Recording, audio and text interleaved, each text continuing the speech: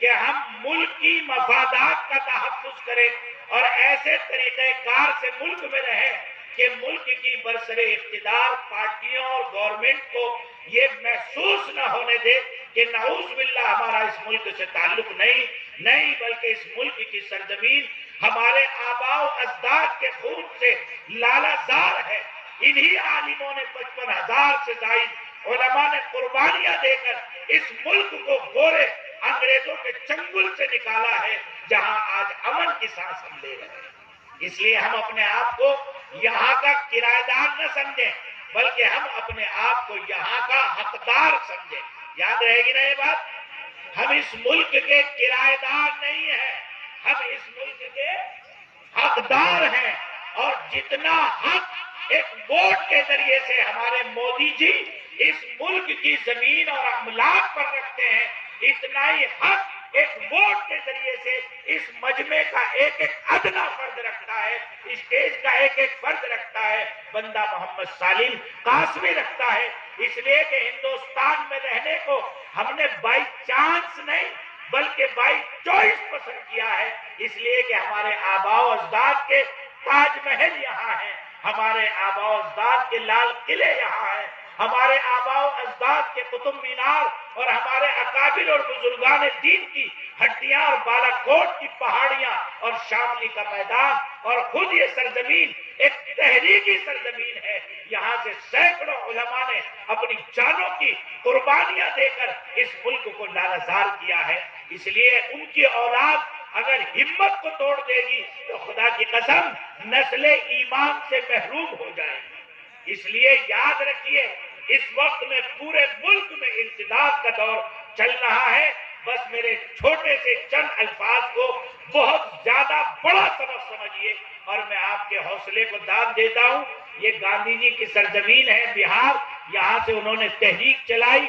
اور یہاں ایسے ایسے قداور اہل علم اور قداور سیاستداں پیدا ہوئے کہ جنہوں نے سارے ملک میں نمائندگی کی بہار کی، اور اللہ نے اس سرزمین کو ٹیلنٹ سے اور محنت اور جفا کشی سے اور حوصلے سے نوازا ہے۔ میں پورے ملک میں گیا، 20 ملک میں گیا، میں نے بہار کے آدمی کو، یہ صرف تمہاری وجہ سے نہیں بلکہ ایک حقیقت کا اعتراف کرتا ہوں، الحمدللہ میرے مدرسے میں بھی 11 اساتذہ بہار ہی کے پڑھاتے ہیں جو اپنے اپنے فن کے ماہر وقت ہیں، لیکن میں آپ کو سامنے ایک برملا اعتراف کرتا ہوں کہ اس ملک کو سب سے زیادہ IAS اور PCS جو ساری حکومت کا دماغ ہوتا ہے وہ دینے والی سرزمین اگر کوئی ہے تو وہ سرزمین ہے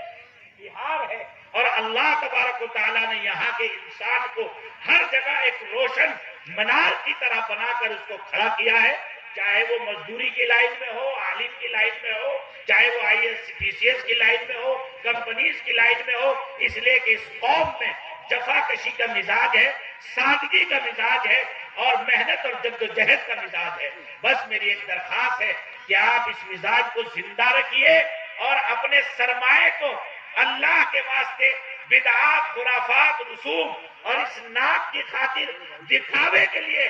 ضائع مت کیجیے۔ وقت بڑا نازک ہے، آنے والا حالات بہت خراب ہیں، اپنے سرمایہ کی حفاظت کیجیے اور اپنے بچوں کو اچھا عالم بنانے پر اور اپنے بچوں کو اچھا ٹیلنٹ دینے پر اور اچھے IAS اور PCS اور انجینئر اور ڈاکٹر اور بہترین اسپیشلسٹ انجینئر بنانے کی کوشش کیجیے تاکہ یہ ملک کے برادران وطن کے ساتھ ہمارے بچے کھڑے ہو سکیں اور بہار کی نمائندگی جیسے آج تک کی ہے ایسے ہی یہ آئندہ ہماری نسلیں آوارہ نہ بنے، تھرکنے والی نہ بنے، موویز دیکھنے والی نہ بنے، بے حیا اور فحاش نہ بنے، بلکہ یہ اس سرزمین کے بڑے بڑے قداور علماء کی پیشانیوں کی چمک کا ذریعہ بنے اور ان کی روح کو اطمینان پہنچانے کا ذریعہ بنے۔ اس لیے میرا یہ مبارکبادی کے الفاظ یاد رکھیے، قدم رک نہ جائیں جو حائل ہوں پردے۔ پردے بہت آئیں گے اور آ رہے ہیں، قدم رک نہ جائیں جو حائل ہو پردے،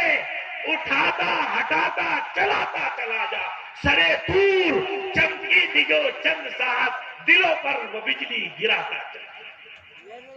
قدم رک نہ جائیں جو حائل ہو پردے، اٹھاتا ہٹاتا چلاتا چلا جا، سرے دور چمکی تھی جو چند ساتھ، دلوں پر وہ بجلی گراتا چلا۔ اگر ہم اپنے عمدہ اخلاق